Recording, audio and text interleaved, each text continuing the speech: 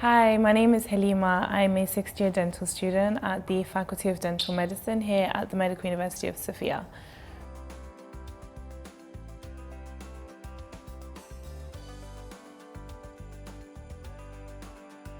The reason why I decided to study here in Bulgaria, like many of the other British students, I guess it's because when I go back to the UK, I won't have to do any exams. Also, luckily enough for me, I had a family friend who was studying in Plovdiv. She also went through Interhex and she recommended them. So yeah, the process was quite smooth, really easy. And I've heard very good things about Bulgaria too. So my family friend told me about Bulgaria and she told me that there's a lot to see. It's a very easy city and country to settle in. So that was what I knew before coming. I also had a Bulgarian friend when I was in high school. So I would contact her sometimes and ask her, what is it like in Bulgaria during my process of coming here. So I kind of had a bit of an insight of what to expect. It wasn't actually easy for me. I didn't know I wanted to do dentistry straight away. It wasn't until I went for an open day for nursing, which was what I wanted to do initially, that I realised that wasn't what I wanted to do. So when I went back home, I discussed with my dad, I know I want to do something within healthcare, I just didn't know exactly what. So my two options were medicine or dentistry, and I knew medicine just wasn't what I wanted to personally do. It didn't seem interesting for me. So I arranged some work experience, I went and shadowed some dentists, I talked to dentists in the UK, and yeah, from then I just knew this is what I wanted to do. Just seeing how hands-on it is as well, and just like generally the theory behind it as well, it was very, very interesting for me.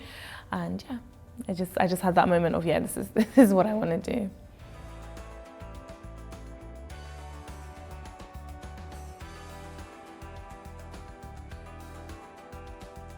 I think when I arrived here in Sofia, it's very different because I'm from London. So London being a very busy city, and then comparing it to here, even though it is the capital of Bulgaria, it's not as busy. So I really liked it. Actually, it was something very different for me, the opposite of what I'm used to. And it was nice to experience something different, definitely. And yeah, it was really intriguing. I was very captivated by how different it was. Like, I hadn't been to anywhere in Eastern Europe before, so it's my first country, and yeah, I really liked it actually. It was very nice. One thing that I had to adapt to here in Bulgaria has to be the transport. We don't have trams in London, so it was something different. We have obviously the underground, but not specifically metro type. I think that was one thing that was different, and taking taxis more, because in London I didn't take taxis as much as I do here. But as of now, currently, I do take public transport a lot more. I think from when I started till now, the transport system has improved a lot. Like, so many different ways to get to uni, different metro lines. There was a new metro line that stops right outside uni actually now. So yeah, I think it's very good actually now.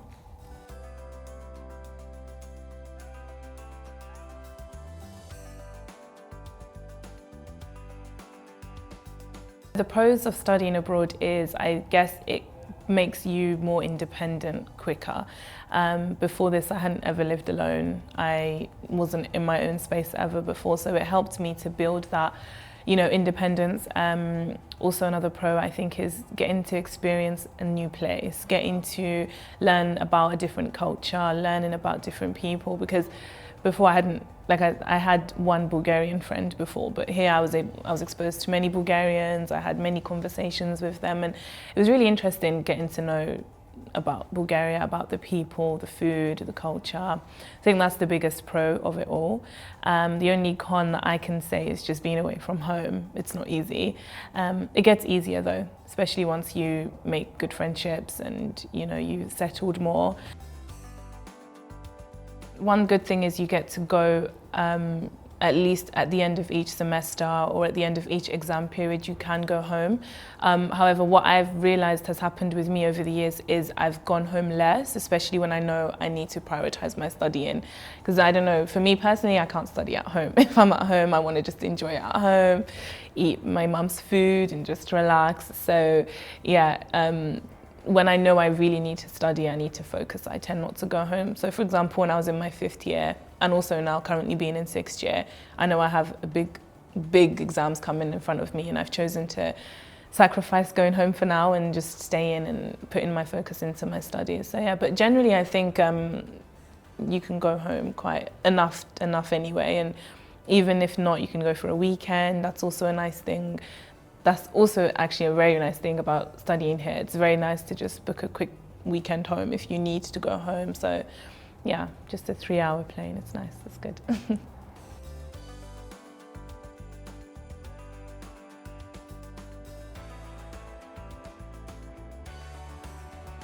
If I was to start 1st year now, I think I would take advantage of Bulgaria more, because it's in terms of travel, because it's in the center of many different countries that you can easily go to for really, really good prices as well.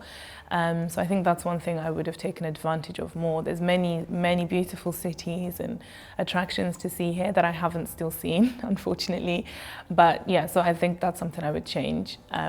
But academically, I think one thing I would change, I think, would be trying to not overthink situations, trying to de-stress myself more, because I guess when I'm more stressed or overthinking about exams and all this, I tend not to perform as well as I could. I think that's something that I would change from 1st year. But again, it wasn't, you know, when you're in 1st year, you're starting a new place, you're trying to settle at the same time you're trying to study, and so it's not as easy. But no, I think that's one thing I would do differently. I think the main thing that I would say to be able to survive, per se, Bulgaria or university generally, is just not to overthink, not to stress yourself out, and just take it easy, be calm. Because I've been in situations myself where I'm just like, no, like I can't do this, I'm panicking, and it doesn't help at all. But then when I've taught myself to be calm and take situations as how it is, because we can do as much, but then not everything is in our control, especially when it comes to dentistry. You know, when we start seeing our own patients will let you down, patients will not come sometimes, and you can't beat yourself up about it, you know. I used to be like that. I used to just, you know, I remember the first time my patient didn't come, I cried. So, but now I wouldn't cry. I would just be like, okay, fine. They didn't come, okay, it's not in your hand. Like, there's nothing, some things you just have to accept, you know, it is what it is. You're here to do one thing, and I think just keep remembering your goal. Your end goal is to finish, and you'll get there as long as you have that focus and the mindset, the correct mindset. Everything will be fine.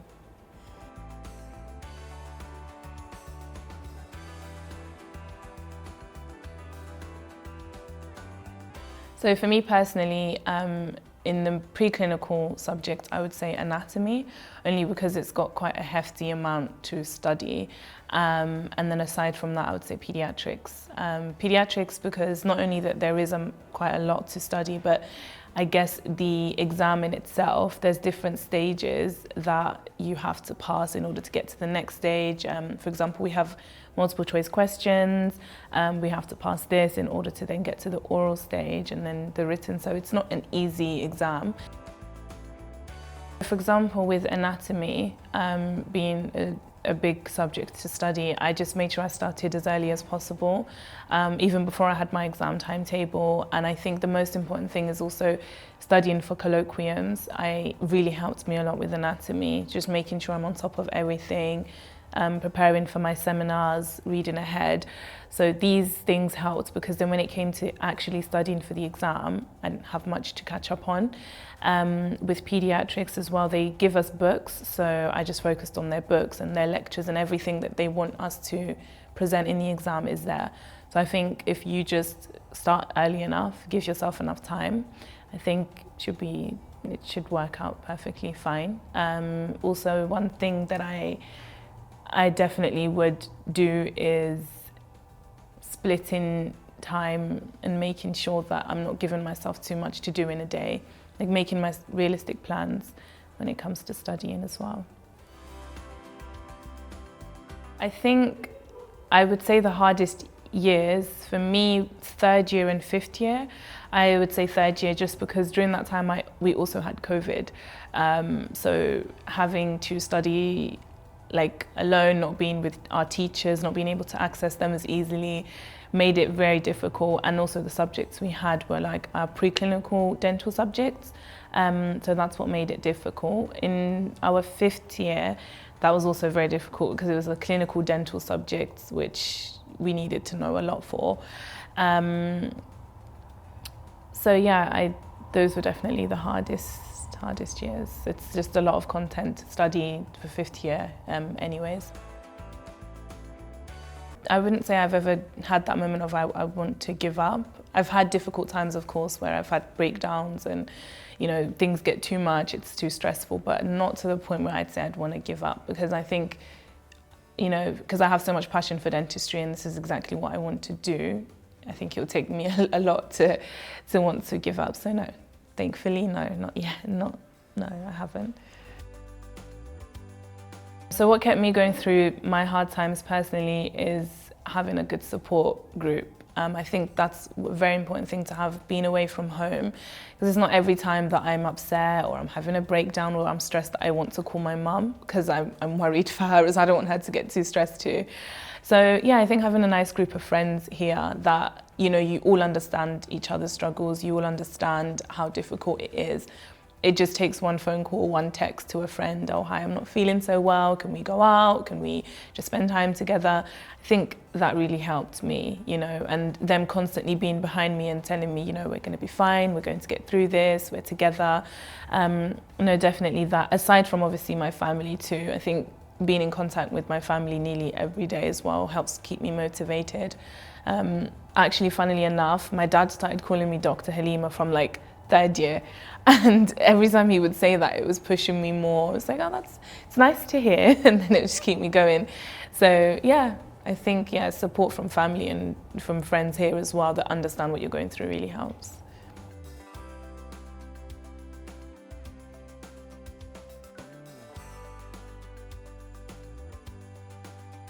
I think the main difficulty that I had to overcome was my procrastination sometimes. And yeah, I just, you know, sometimes I'm just, you know, you just don't want to really study. And I think I had to overcome that somehow by making studying more fun for myself, not making it a thing where I'm doing it because I have to, or making it like a punishment for myself. I made it fun, you know, I looked at different studying strategies, I looked at what was working for me more. So I think that's how I overcame the difficulty per se in studying dentistry. So for example, with, I don't know, for example, anatomy or maxillofacial surgery, and these kind of big subjects, I tend to use YouTube videos to make it more interactive for myself. Another thing that I did to make studying easier for myself was making, you know, combining my practical and theoretical knowledge, because I felt like if I see it happening, whatever I'm studying theoretically, it just sticks more. So yes, again, you know, the YouTube videos helps with that. There's so many videos on YouTube that you can see. I know, cavity preparations, for example, root canal treatments, you know, treatment of abscesses, like a lot of things are on YouTube. So yeah, that's what I did to make it easier for myself. So there's a YouTube channel called Mental Dental, and what he has done is he's grouped each subject in dentistry into playlists. So we have periodontology, orthodontics, also conservatives, all these different subjects into playlists, and he starts from the beginning and works up until, like, you know, the basics of it, and then treatment and planning and diagnosis. So honestly, I highly recommend this YouTube channel. It helped me a lot, especially in fifth year. to grasp the knowledge and everything. He explains very, very well with pictures and animations, so it really helps. In terms of books, I tend to just use the books that they recommend in university, which is one nice thing actually. Usually at the beginning of each subject when you're about to start, the first seminar they tell us what books to get, they give us the books, we go and buy them, so from the beginning we're prepared. Another YouTube channel I'd recommend for anatomy is Dr. Najib. Dr. Najib helped me a lot, especially with neuroanatomy, and I think with neuroanatomy, especially for dental students, it's very important to grasp that. Also, there's other YouTube channels. If you just type like, I don't know, like the cranial nerves, so many YouTube channels come up and you can just see the videos, and I think it helps, especially, you know, anatomy is, for me anyways, it gets boring if it's just from the book, so I like to check the videos, and yeah, it helps take them a lot. Also mnemonics helped a lot with anatomy, to learn the branches of the nerves, which is very, very important for dental students, by the way. I kind of grasped that as much as I could because it built up when I did my oral and maxillofacial in third year. It was all about these nerves and the branches and the arteries, which is important to know because when we start applying local anesthetic to our patients, we need to know exactly what we're anesthetizing and how to anesthetize and anatomical regions and everything. So yeah, it helps like that. Surprisingly, I used TikTok for one of my cases a few weeks ago. I had a patient and I wasn't sure how to continue the treatment. So I literally searched the tooth number that I was working on and what I had done. And it came up with a video on TikTok of how the dentist, you know, restored the tooth. And I found that same dentist's Instagram. And what I did was I messaged him and I asked him, you know, I explained my case, I sent the x-rays, and he told me, you know, this is what I recommend to do. So one thing that really surprisingly works is social media. Like you can easily on Instagram see so many dental pages or on TikTok, and then you can just message some of these people directly. So yeah, it works like that way too.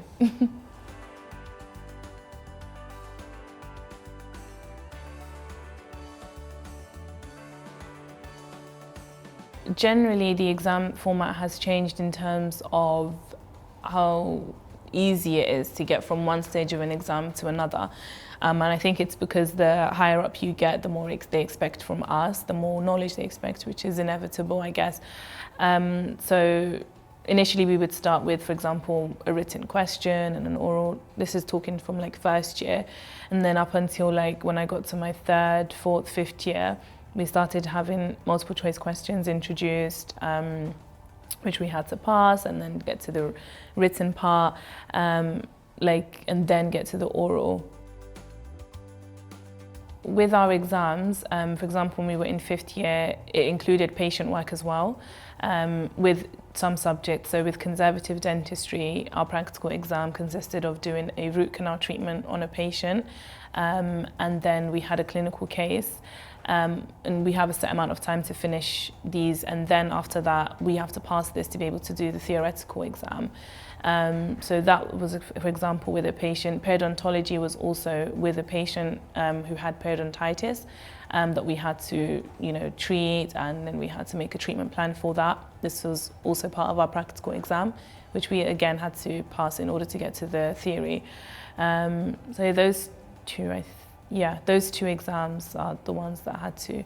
Also with pediatrics, as well, we had to, after finishing our requirements for the semester, we then had to have a child for the exam where the professor would come in, you'd present your child, you'd present the case and what the child has, what you see in the mouth, everything, just present it. And then they would pick a random tooth in the mouth that needed treatment, and they would say, okay, treat this. So you have like that time to treat it, and then they would check, and then they would give you a grade. Again, this you have to pass to then get to your theory. And this is what we had to do in fifth year. So yeah, that's, I think, the biggest change, especially with dentistry, is having patients inside your exams as well.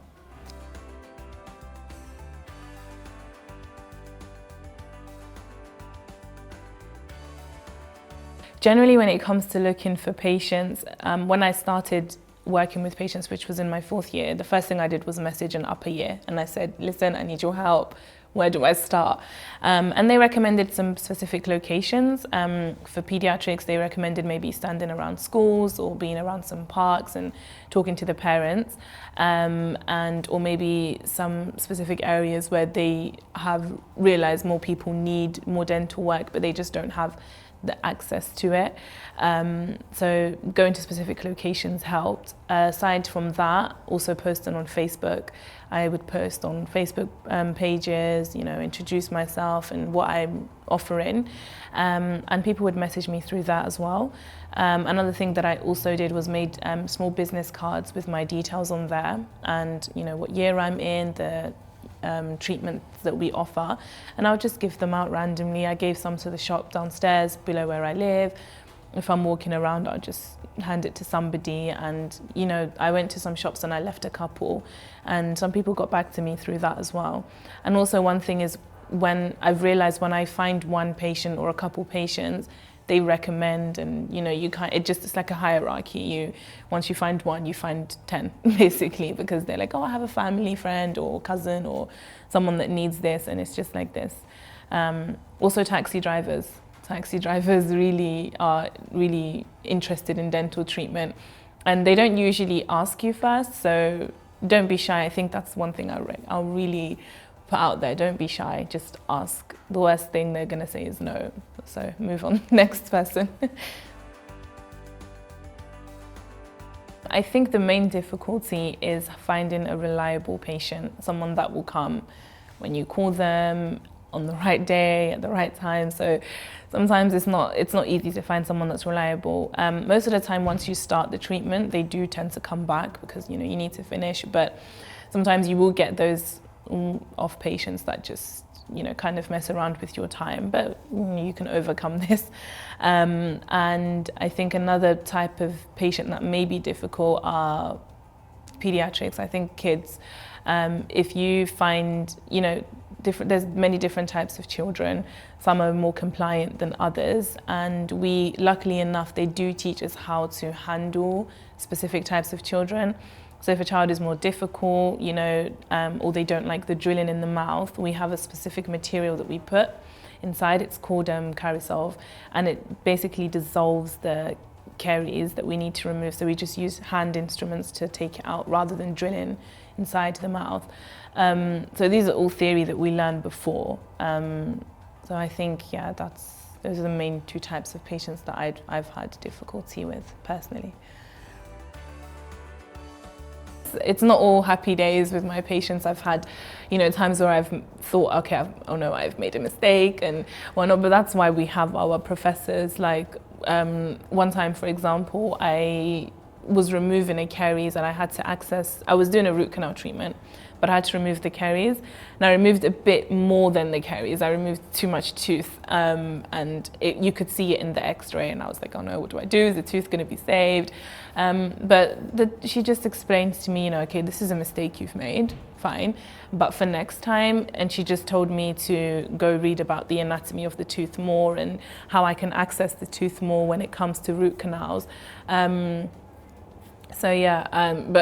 Definitely I've had errors. Even when I remember when I did my first couple of tooth extractions, having to do an anesthetic, not just me, just many of us were usually kind of shaking, coming towards the patient with a needle. It's our first time, and but after that you just build confidence after many times of doing it, and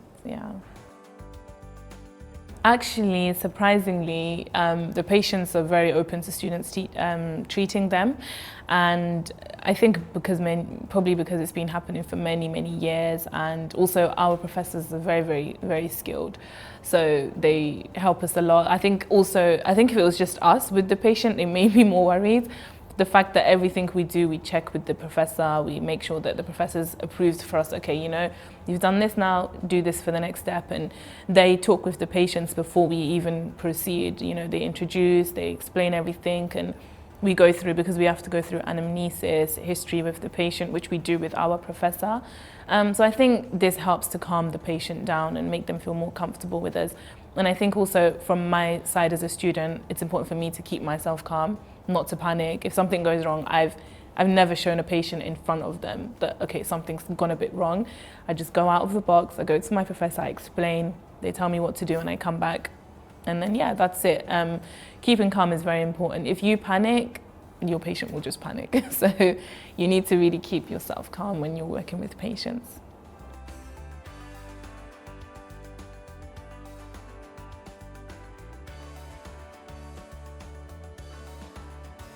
I think the most beautiful thing for me is seeing how happy my patients are after their treatment. Like, they're so grateful and thankful, and I've had like so many gifts from patients, and this is very, very nice. You know, like, you do them a favor and they really show how grateful they are. I remember when I treated one child and her sister as well, and also her parents, and they came just one day randomly in uni with a very nice big box with like writings and drawings all over it, and they made cookies in the shapes of teeth, and they wrote my name and doctor and little step. It was really, really nice. I still have the box. I haven't even eaten the cookies because they're too pretty. So yeah, no, I think moments like this where you really connect with your patients, it's like, wow, this is really, really nice. And it really pushes, it's really, really motivating. And also when it comes to teachers, the slight, like, them telling me, you know, your work is good, or you're doing well, or, you know, these small remarks to them, they may not, it's just something that they've just said, but it really sticks with me because it's what helps me and keeps me going. I remember I had a teacher for orthodontics, and she always goes on conferences, and one guy in my group asked her, like, why do you do these? And she told us, you know, you never stop somewhere comfortable. If you have achieved something, yeah, that's great, but she's been in the profession for many, many years, and she's still going on conferences, she's still going to different countries, and she's just said, like, you know, it's just for her to increase her knowledge. She doesn't want to stop at one place, she wants to always look for more. And I just remember after that lesson, my whole group, we were like so motivated. We were like, yeah, we need to do this, we were so excited after. So yeah, like, hearing these kind of inspiring words from teachers helped a lot as well.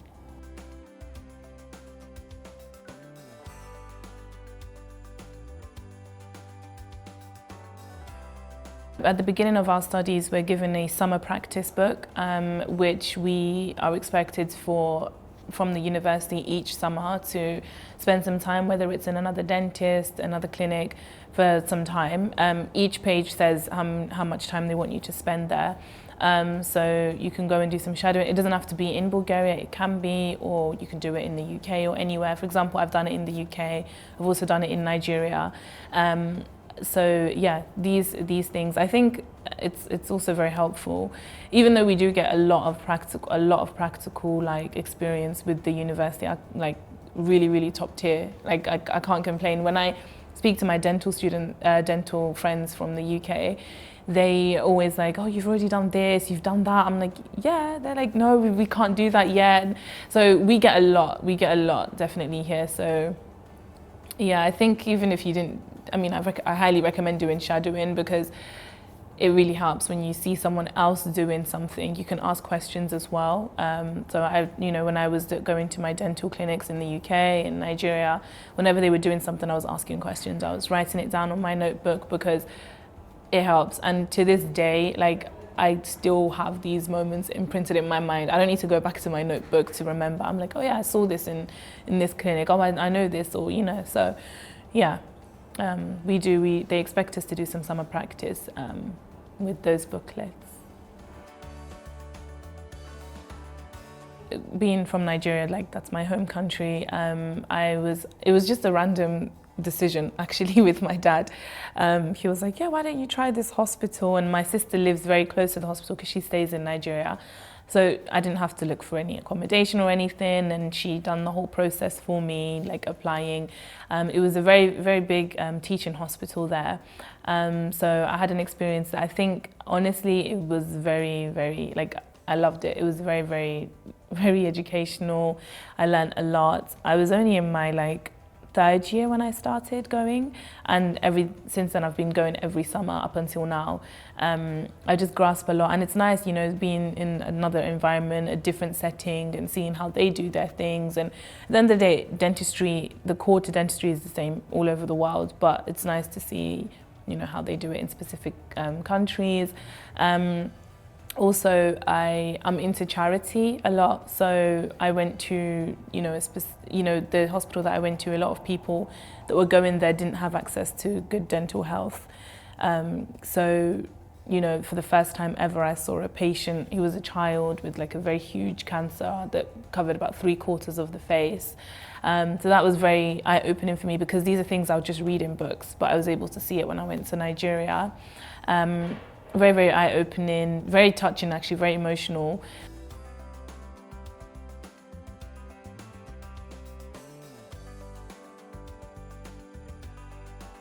I think working while studying is something you can do in specific periods of your studies. I think the more work you have to do in terms of, you know, uni, I think the less of a chance you have to work, obviously. I think always prioritize your studies, because that's the main reason why you're here. I know it's nice to make some side money and all, but if it's, you know, jeopardizing your studies, I personally wouldn't recommend it.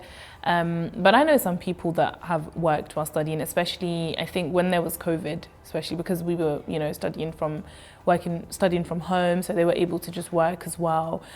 They had a lot more free time. So I think if you just, you know, look at how much free time you have, you can work. The thing that I noticed was there's not many weekend jobs, because there was a time where I thought, okay, maybe I could find a job, but finding like a specific weekend job, there wasn't that. I know some students that do modeling jobs, or like some sort of like castings for like adverts, because sometimes they want like foreigners or foreign-looking people for specific adverts for games or shops and things. I know some people that do this, and this is like a one-time job. Like they'll call you once and you go in for this, and they do it like this. So I think those kind of jobs are good, because it's just like they'll call you once and that's it, and you carry on. But yeah, you can work if it's not affecting your studies, that's it. Personally, I would say the fourth year is the best time to do extracurricular activities, just because the exams are not so bad.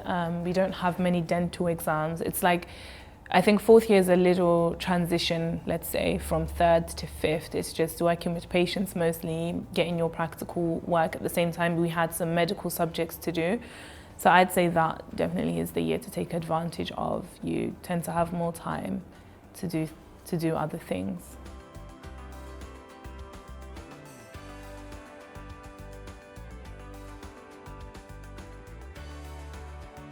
Being a good dentist, apart from having the knowledge, I think it comes down to your character. It's very important that you're patient. I think patience is a huge thing. You're going to come across many different types of people in your life, not just with your patients, with your work colleagues. You need to be able to adapt and be patient with many types of people, types of personalities. I think it's also very important that you have good communication skills in a way that you come across professional, you come across as because a dentist is someone that has some sort of authority, so you need to be able to get your patients and people to trust you. And I think that comes down to exactly how you carry yourself. Be confident in yourself as well. It's very important. I remember the first time that I had to speak to a patient, when we had to look for our patients, I went with 3 other people from my group, and I wouldn't speak to I was like, no, you do it. I can't speak to them, you speak to them. And yeah, that was how I was before. But right now, if you were to tell me, go to Vitosha and speak to this person, I would do it. So yeah, I've definitely grown in terms of my confidence and being able to talk to people.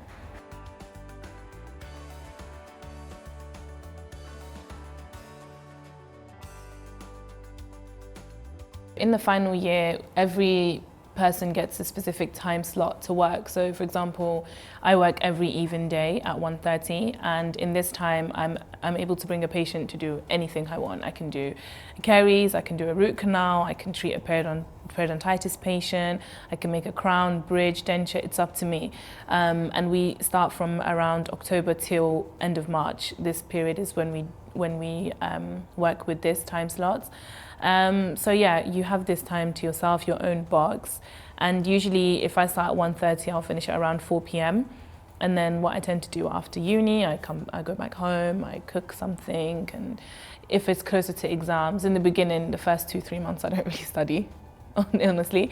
But when it's like 3-4 months before my exams, I'd start introducing myself to studying. And the reason why I start so early is because I know I need to get my board. I can't just wake up a month before my exam and say, yeah, I'm going to start now, because it doesn't work like that for me. I need to slowly adapt to that. So yeah, I include my studying, and then yeah, that's it. Then I just have some time, a couple hours at home to do what I want to do, watch a movie or just relax or call my family. And yeah, and then when we get to around end of March, we have presentations for periodontology, conservatives and prosthetics. So it's like a panel of those 3 professors, and we make complex treatment plans. So in the beginning of the year, you have your complex patient, you're gonna, explain everything they have, the x-rays, the pictures, everything. When we get to our presentations in March, they will ask us questions about the patient. Why did we choose this treatment? How do you do this treatment? Things like this. And then you get graded for this. You have to pass this in order to be able to do your theory, which is then we start this in around April, beginning of April till middle of May. The only 2 subjects that the presentations happen before are pediatrics, because we will do like a month, it's called a cycle. We'll have like 1 month just working with pediatric patients. We do the requirements, and then we make a presentation, we present to the professor. And orthodontics is slightly different, where we just get some models, 5 models, where we do analyses for them. And then we have some topics that we have to write about, but those are the only ones that are different. So leading up to the state exams from October till the end of March, this whole period of it's just us working with patients. We don't have any lectures. I remember we had we have some assignments to do, like it was, from what I remember, around 3 or 4 that we've had to do so far, or like some tests online. They'll send us and we'll make those tests. But the main thing is, that's why they call it an internship year actually, because the main thing we're doing is working with our patients. We have our professors there as well. So you have a professor, if you're working, you go to a specific one for that specific thing you're doing, and they'll check your work, they'll help you, they'll guide you, okay, this is what you should do next. If you have any questions, you can go and ask them. So that's what we do leading up until the state exam session. So our exams start from the beginning of April to the middle of May, and we have 6 exams in total, and I have an exam per week. So I have prosthetics, periodontology, pediatrics, orthodontics, oral and maxillofacial surgery, and conservatives. So for each exam, you will have an MCQ part, written, and then oral. And yeah, we got our timetable about two weeks ago, so we have enough time. They gave us the timetable on time. We know when the exams are, and I think it's good because you have time to prepare and prioritize which ones you should start first with, because some are more bigger than others, some are more harder than others. So yeah.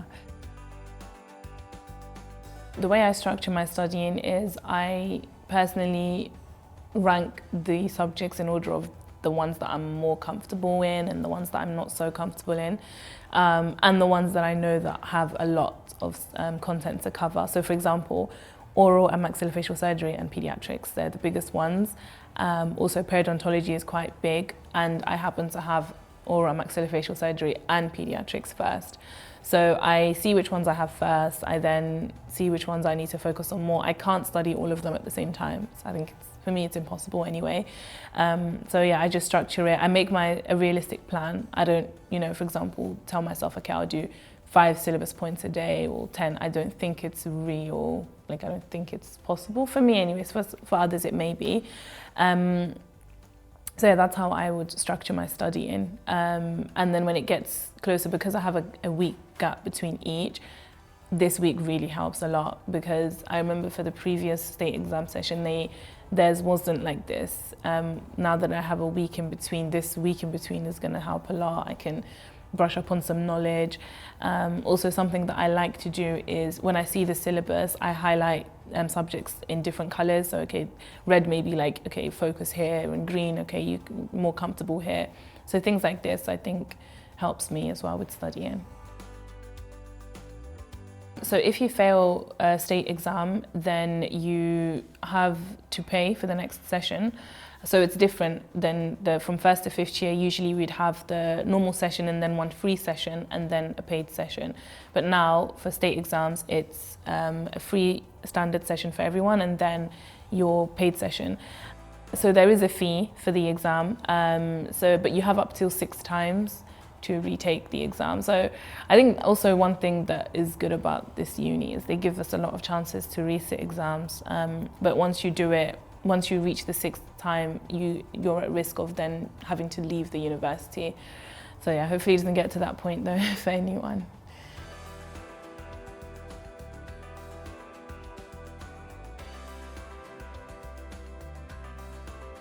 After our exams are over, around the middle of May, we haven't been told when our graduation is yet, but it should be between maybe September or October.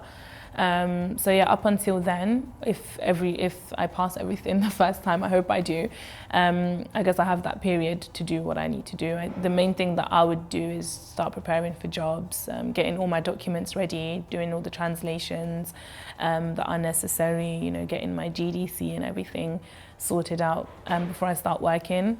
And then I've also told myself I need to use this time to take a break as well, because I think I deserve it after 6 years.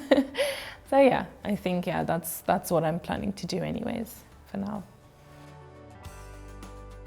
I think the main worry that I have is finally being an adult, because I came here when I was 18.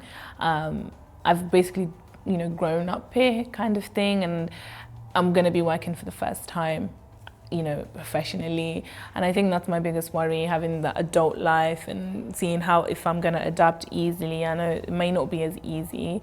Good thing is I've experienced living alone and having some sort of independence, but I'll have my own bills, my own rent to pay, and all these things, tax, the adult stuff basically. I think that's what's worrying me the most, because it's something that I've never experienced before. And yeah, I think also one thing that worries me is how easily I'm going to adapt to the UK system, because obviously it's different to the Bulgarian system. Even the way they number the teeth, it's different. But I mean, I guess within a month, or the more I see it, the more I practice, I guess the easier it is going to be to grasp that. I have spoken to our peers that have finished here as well, and they've told me it's not as difficult as they assumed it would be to transition, to start working as a dentist, because they had a mentor, they had someone guiding them. They don't just expect you to start working straight away and be knowing everything. So, it's nice, it's easy steps to, get your knowledge as well as you can. And they've also told me, just don't worry, everything will be fine. Yeah, work-wise as well, there's so many job opportunities, because dentists, it's a profession that is, it's needed quite a lot, and yeah, so I haven't spoken to anyone that has encountered any problems or any issues, so it's been good so far.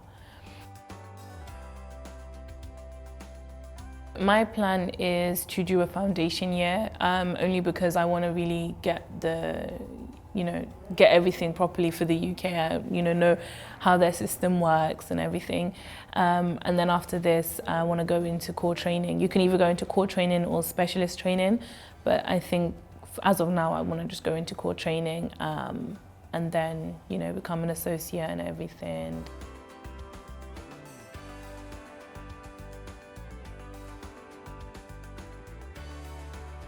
I think the main thing that I'll miss about Bulgaria is just having, my own schedule, and also the student life is actually nice, you just go to uni, you come back. it's actually nicer than I thought would be. I'll miss my friends for sure.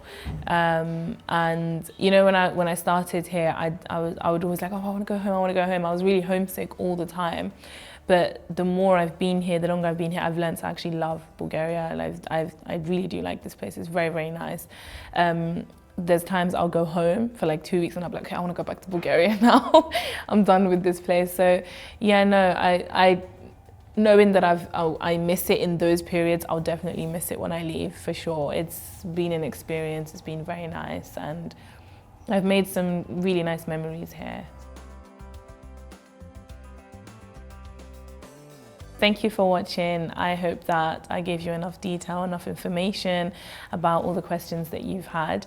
And I hope the transition from moving from another country to Bulgaria is very smooth for you.